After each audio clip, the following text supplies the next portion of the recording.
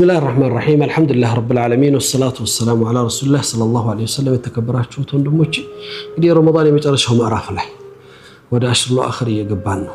አሽሩል አኺር ወሳኝ ቀናቶች፣ ወሳኝ ምሽቶች፣ ወሳኝ ሌሊቶችን የያዘ ትልቁ ምዕራፍ ነው።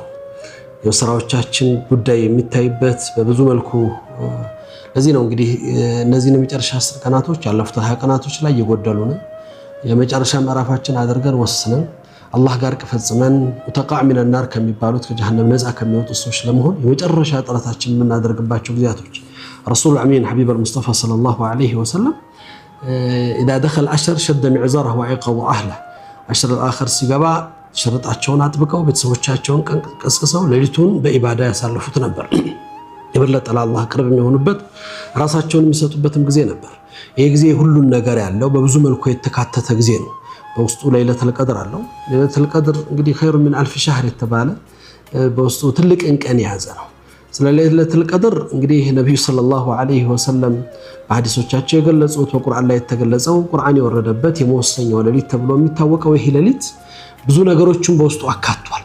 እኛም በዚህ ቀን ለመጠቀም ዛሬ ዝግጅታችንን ሙሉ ተጥቃችንን አጥብቀን ለዛ ምዕራፍ ራሳችንን ማቅረብ አለብን። ምክንያቱም የሥራዎቻችን ውጤት የሚታየው በመጨረሻው ስለሆነ ያንን በማሳመር ሂደት ውስጥ የጋራ ኃላፊነታችንን የቤተሰቦቻችንን የረመዳናችንን ውጤት ለማሳመር ትልቅ ጥረት የምናደርግበት ራሳችንን የምንሰጥበት ጊዜ ነው።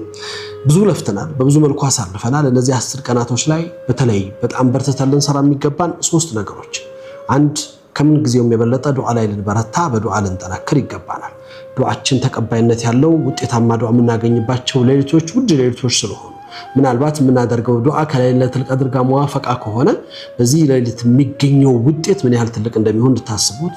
ሁለተኛ 2 ረካዓን ብትሆን ሶላትን በአሽሩል አኺር የመጨረሻ ሌሊቶች መስገድ በዚህ ሌሊት አሁንም ሙዋፈቃ ለይለቱል ቀድር ከሆነ ልዩ ጊዜ ስለሚሆን እሱን በጣም ትኩረት ልናደርግበት። በሶስተኛ ደረጃ ቁርአን